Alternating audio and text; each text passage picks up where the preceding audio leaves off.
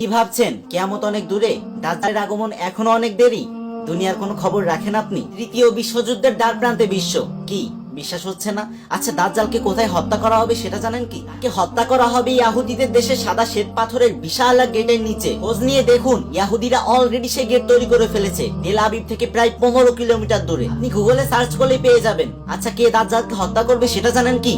হযরত ঈসা আলাইহিস সালাম। তিনি আকাশ থেকে 2 ফেরেশতার কাঁধে ভর করে সিরিয়ার দামেস্ক শহরের এক বিশাল মসজিদের সাদা মিনারে এসে নামবেন। হ্যাঁ, খোঁজ নিয়ে দেখুন, সেই বিশাল মসজিদ আজ থেকে প্রায় 700 বছর আগেই তৈরি হয়ে গেছে। আর ঠিক সে সময় সমুদ্রের নিচে থাকবে আগুন, আর আগুনের নিচে থাকবে পানি। কি শুনতে আজব লাগছে, তাই না? একটু খোঁজ নিয়ে দেখুন, প্রশান্ত মহাসাগরের বিভিন্ন স্থানে এখন পানির নিচ থেকে দাউ দাউ করে আগুন বের হচ্ছে। তখন আরব দেশে বরফ জমতে থাকবে। খোঁজ নিয়ে দেখুন, গত 2 বছর ধরে ঠিক সেটাই হচ্ছে। ইরাক আর সিরিয়ার মধ্যবর্তী ফুরাত নদী শুকিয়ে যাবে, আর সেখানে বিশাল এক স্বর্ণের পাহাড় ভেসে উঠবে। এটা নিয়ে সবাই যুদ্ধ করবে। আজ ফুরাত নদীর প্রায় 95 অংশ শুকিয়ে গেছে, আর বিভিন্ন দেশের আর্মিরা সেই জায়গাটাকে ঘিরে রয়েছে। এর আগে ইমাম মাহদি অর্থাৎ সুপদপ্রাপ্ত নেতা আত্মপ্রকাশ করবেন, যার নাম হবে মোহাম্মদ, যার পিতার নাম হবে আব্দুল্লাহ এবং মাতার নাম হবে আমিনা। ইমাম মাহদি যেদিন আত্মপ্রকাশ করবেন সেদিন হবে রোজ শুক্রবার এবং মক্কার 15 রমজানের দিন। আশ্চর্যের বিষয় হলো 2010 সাল থেকে মক্কার প্রতিটি 15 রমজানই ছিল শুক্রবার, এবং ক্যালেন্ডার দেখলে জানতে পারবেন আগামী 2024 সাল পর্যন্ত মক্কার প্রতিটি 15 রমজানই